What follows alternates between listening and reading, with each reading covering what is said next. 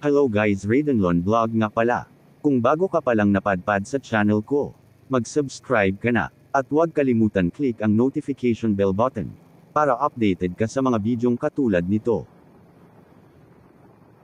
For today's vlog guys, papasyal ko lang kayo, at ipapakita ko sa inyo ang malabitukang manok na daanan. Dito sa Tagaytay.